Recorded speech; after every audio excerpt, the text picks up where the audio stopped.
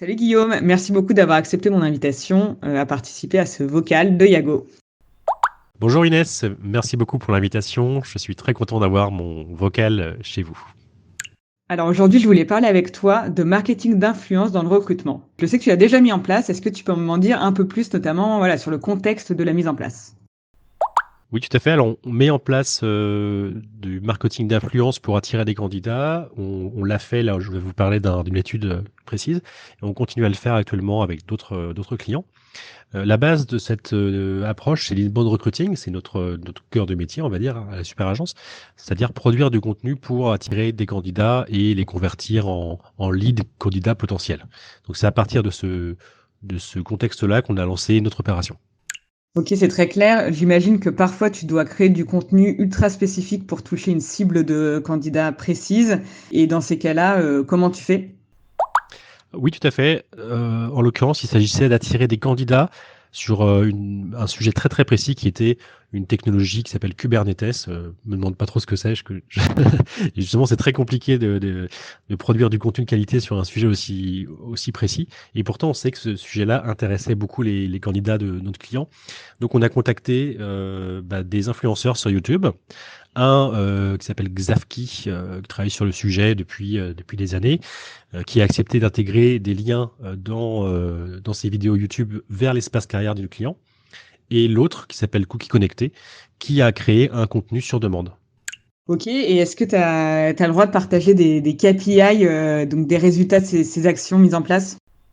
Oui, je peux le faire. Surtout que nous, faut pas oublier qu'on est une agence de marketing digital. Donc, pour nous, les KPI, c'est vraiment c'est fondamental dans toutes les actions qu'on entreprend pour le compte de nos clients. Pour le cas de la première opération qui était vraiment de l'ajout de liens sur des vidéos existantes, là, ça fait sur l'opération qui est à peu près de 2 000 euros, je crois, à peu près 1 000 vues. Donc, ça peut paraître cher peut-être, mais en tout cas, c'est du trafic ultra spécialisé. Et donc 80% entre 25 et 44 ans, ce qui a fait 144 clics, donc un taux de conversion de 14%, ce qui est énorme dans ce secteur. Et sur l'opération création de contenu, qui était aux alentours de 6 000 euros, je crois, pour une production complète d'une vidéo. Là, on était à un taux de conversion d'à peu près 10% sur 15 000 vues. C'est encore une fois très élevé par rapport aux standards du secteur. D'accord. Et du coup, toi, avec la super agence, tu te positionnes vraiment en intermédiaire entre le créateur de contenu, donc le ou la youtubeur ou youtubeuse, et le client. C'est exactement ça, parce que en théorie, le concept paraît simple. Il suffirait de contacter n'importe quel youtubeur pour faire sa promo de marque employeur. En fait, c'est vraiment un travail qui nécessite une expertise que nous, on a forcément de mettre en relation des créateurs de contenu et des directions de marque employeur.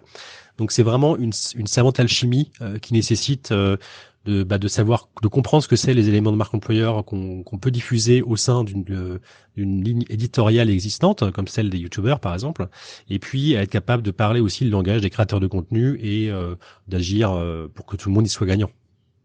Super, merci Guillaume pour toutes ces infos. Je te souhaite encore beaucoup de contenu de qualité et puis je te dis à bientôt.